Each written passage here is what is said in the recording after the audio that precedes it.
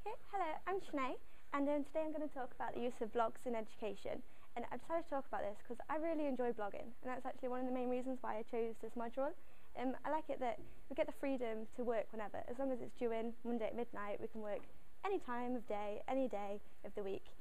I also like the fact that we get to research whatever we want, as long as it's to do with psychology and education. And also, I find it a lot less stressful than exams. I'm terrible with exams.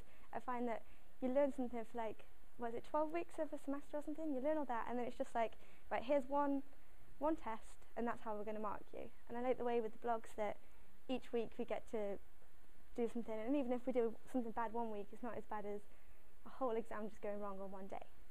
So, thank you. So, today I'm going to talk about why blogging is effective in learning.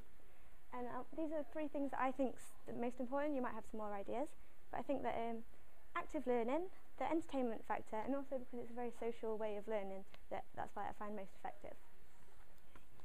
So if we start with active involvement, as I've been researching for blogs, I've been looking at different learning styles, and I found that one of the most effective things for a good learning style is to be actively involved. And then that was by Yang in 2008, that's what they found. And blogging is certainly you definitely get actively involved because you've got to research yourself. And Blood, in 2002, he said that there was a three-step process for blogging. That's sourcing, filtering, and posting. So what they mean by that is you come up with an idea and you research everything on that topic. You then filter out the best points and then you post what you find is the best. So basically, we don't just learn what we've posted, we learn absolutely everything on that area. So that's definitely a way of getting actively involved. We've learned this ourselves, and even if we're not tested on it, we've still learned something in the process there. Cool.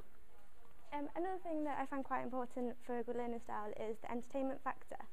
And Brown and Atkins suggests that you've got to be engaged to be motivated, and usually you're engaged if you find something entertaining. And Ferdig and Trammell, 2004, say that blogs are definitely something engaging because they're exciting and enjoyable. And they say that they're probably most exciting because they're a different way of being assessed. They're a bit more novel, so that's why we find it quite exciting. And also, we're bound to find it kind of entertaining because we get to choose what we want to talk about. We're going to pick something that interests us. Yeah, that's that one. And another one which I think is quite important is that blogs it's a very sociable way of learning. Most modules and most courses that involve blogging, they don't just make you blog, they make you comment on others like how we have to do. So not only are we helping ourselves by reading somebody else's, we're also helping them. I wrote something and somebody's commented on my blog saying, oh, how about this idea? And I thought, I didn't even look at it from that perspective. So that's also a really good way of learning, because then you think, that's good, I can look into that, and then you can develop your knowledge on that.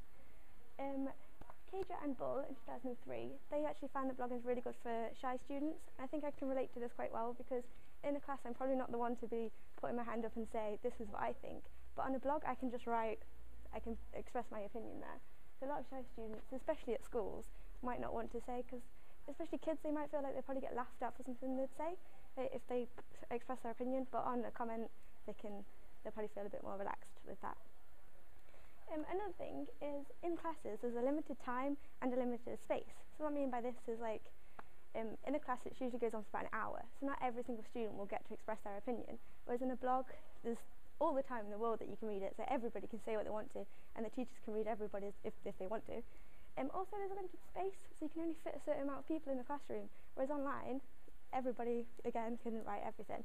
And also because of this, anybody can read it. I know a lot of my friends and family have read not just my blogs, they've read some of yours, they're actually quite interested. So they can learn as well, which I think is quite good. And because of this large audience, Richardson and Swan actually found that this helps us with our writing. So because there's a large audience, we think we don't want to look stupid basically by what the people are going to read. They're going to read us, they're going to judge us. So we actually end up working harder and we perform better because we think so many people are evaluating us. Cool. And continuing on the social aspects, to expand on that, Williams and Jacobs, 2004, they found that because we can read everybody else's in the class, this might even give us a bit of competition, which can be a good thing, because it could be we know where we're heading. If somebody's done something really good, it doesn't have to be like we're jealous of them or anything. It could be like, they've done a good job, I want to be as good as that. So you try and get your blog up to their standards. And Hewitt in 2006 said that it's good for a teacher to have a blog as well, so they can sort of be a model. And like I know Ben said before in some of his blogs and talks, that it's also good to get student-teacher relationships. With the blog you see them as a more sort of informal and more relaxing setting of how you can talk to them.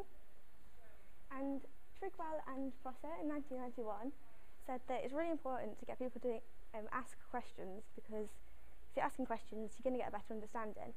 And with these blogs and comments we're more likely to ask questions because, well, we can, because it's easier, because we're able to.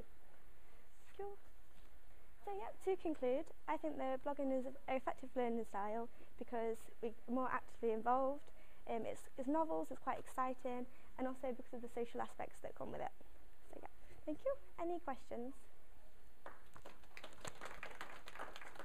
Yeah? I've never blog until this. Okay. And I got my sister to have a look at it. Yeah. And because we're a bit older, she was like blown away with it, because she said to me, well, you know, did you get marked, or how do they know this? But they come to this, and I've taught her how to use a computer, basically by looking at your blogs. Okay. So it's beneficial in lots of ways, because I go out and I talk to people who have got no qualifications. So I'm trying to get them to look at our blogs now and say, for them to see what it's like to write academically. So Yeah. it's a good forum for an introduction into something as well. It's just not just what you're writing about, into an education system. Yeah, definitely. Yeah. I think it's positive. Yeah. So any other comments or questions? Yeah. I think the blogs are great, but one of the things that came out of last year, discussing what we do in this class with students last year, they felt that the talks were just as important as the blogs. Yeah. Because the talks force you to actually be, you know, blogs, like you say, you can do it wherever, whenever. Yeah. When you're giving a talk, you can't run out and look something up. No, that's true. But I suppose that's what's good about our talks are on their blogs. So we have researched it, and then I think it does help. Like I said before, I don't feel I'm the best speaker, but I do think it's good that we have to do this, because it makes us think. I've already researched it. I know what I'm talking about, and it's I also like the fact that with the talks you can see the face behind the blog, if that makes sense. I quite like that. Yeah. I think one of the amazing things about the talks is that they're not assessed, so you don't have to do a good job. Yeah. But everybody does. Do they? That's good. That's good. Yeah, definitely. People do a good job. People do a good job of the talks. Yeah. Over and over and over again, and they're not assessed. So the idea that the only thing that you work for is grades just can't. It could say again, maybe it's because we film it and we have to put it onto the blog. Everyone's going to see it. The large audience is going to see it. Yeah, but people still will personally evaluate it, won't they, as well? So they, yeah. Anything else? Or is that everything? Okay, thank you.